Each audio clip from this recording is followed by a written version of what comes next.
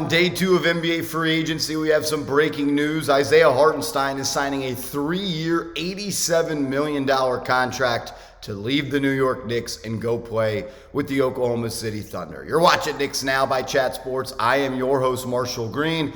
And before we just dive into this and what's next for the Knicks, what does this mean for the first round selections they made? Let's just light up the comment section with 55s, the number that iHeart wore with the New York Knicks. Look, you signed to a 2-year deal worth $16 million, and following that, he signs a 3-year, $87 million deal. He outperformed his contract. He was awesome with the Knicks the last 2 years, and they do not accomplish the things that they did without him. He steps into the starting role when Mitchell Robinson went down last year, and it took this team to new heights.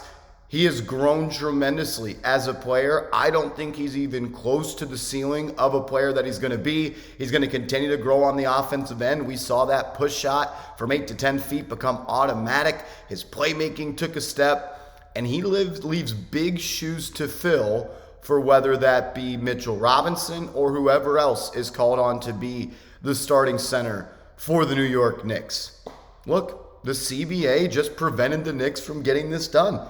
They only owned his early bird rights. If you only have someone on your team for 2 years, you own their early bird rights, which means you can only offer them a certain percentage of their previous deal if you are over the salary cap. And that is what the New York Knicks are. So maybe you could say Leon Rose messed up by only giving him a 2-year deal 2 years ago, but I don't think Leon knew that he was going to become a guy that gets $29 million per year in free agency, the biggest contract for centers so far. He out-earns Nick Claxton, who signed a $25 million per year deal. So Hartenstein off the New York Knicks. It hurts because the starting lineup on paper of Hartenstein, Randall, Anunoby, Bridges, and Brunson, in my opinion, was the best starting 5 in the NBA. But it did not happen. It won't happen. And now the Knicks have to readjust and find a new path to travel down to find someone to be their starting 5-man. This is why you subscribe to the channel, though. We put out videos every single day, even when we're not at the studio. Going to be going live on the channel in a couple of hours to break everything down for day 2 of free agency.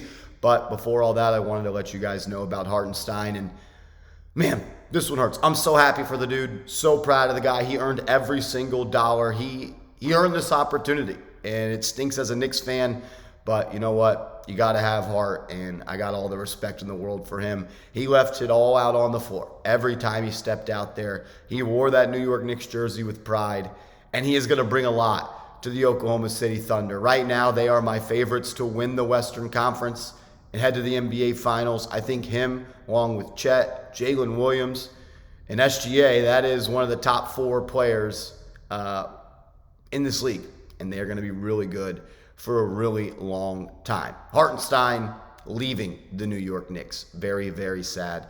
Type those 55s in the comment section. Show our guy iHeart some love. Alrighty, what does this mean for the New York Knicks? Well, first, before that, for all the people that told me the New York Knicks made the right decision in the first round of the NBA draft by selecting Mikal Bridges and then trading out at pick 25 to save salary cap space to sign Isaiah Hartenstein, what are we doing? You're wrong. That was never the move. The New York Knicks fumbled the 2024 NBA draft outside of drafting Kevin McCullough and Tyler Kolek. You had 2 first-round picks.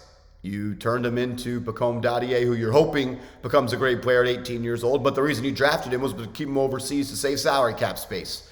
So for all the people that tried to tell me I was wrong, you were all wrong. Had to spend the block on all those guys because the comment section is just a cesspool at times, and there's no repercussions for people that say things like that. Also, Jake Fisher.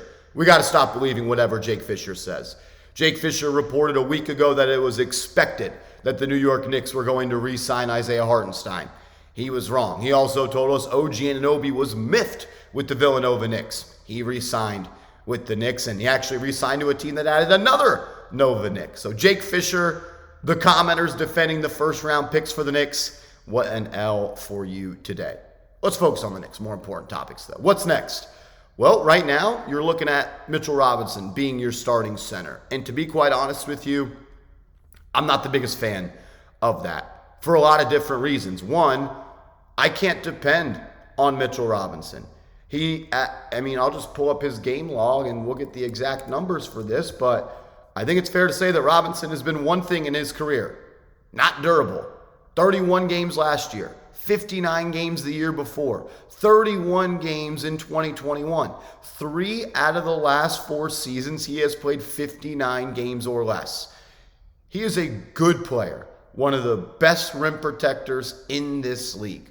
A really, really good offensive rebounder. I would probably go as far as to say the best offensive rebounder in this league. But him as the starting center compared to Isaiah Hartenstein or an offensively skilled center that can still play defense, your ceiling, in my opinion, has come down. You are now once again playing 4-on-5 on offense. You are hoping just for extra possessions to cancel out the lack of offensive skill that Robinson has. Your offense now has to change. Last year, Hartenstein was a playmaking hub for you. How many dribble handoffs did we see? How efficient was that pick and roll with him and Jalen Brunson? How often did we see Isaiah Hartenstein finding those backdoor cutters? There's going to have to be a new look to this offense if Mitchell Robinson is the starting center. And it comes back to this: can you win a championship if your starting center cannot hit free throws and cannot score the basketball outside of the dunker spot? I do not know. We saw Derek Lively unable to play for the Dallas Mavericks in the NBA Finals. We saw Gafford unable to play in the NBA Finals. I think you need all 5 players to be a threat on offense. When you would pass the ball to Isaiah Hartenstein, it was more than likely he was going to make the right decision or find another better option to score.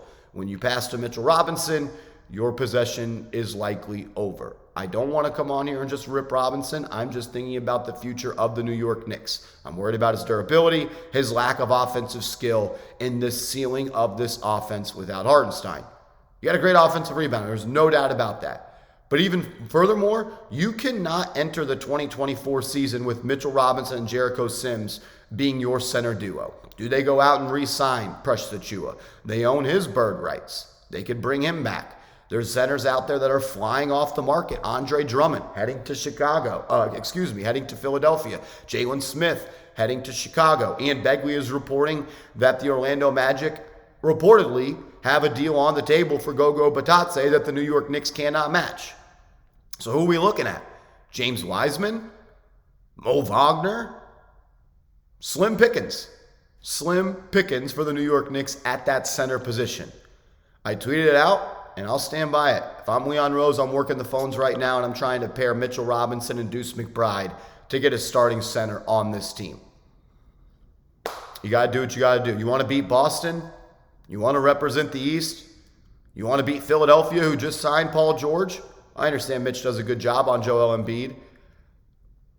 The East got better this morning, and the Knicks got a little bit worse. Work is still to be done for Leon Rose. He did a hell of a job getting OG done. Did a hell of a job of getting Mikal Bridges here. But there's still moves to be made if this team wants to represent the Eastern Conference.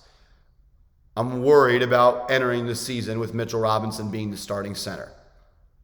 That's just where I'm at on that. Make sure you are subscribed to the channel. Have your notifications on. Whenever the Knicks make a move, we make a video, and we're going to be live on the channel breaking NBA free agency down in totality in a couple of hours. We'll see you then. Let's go Knicks.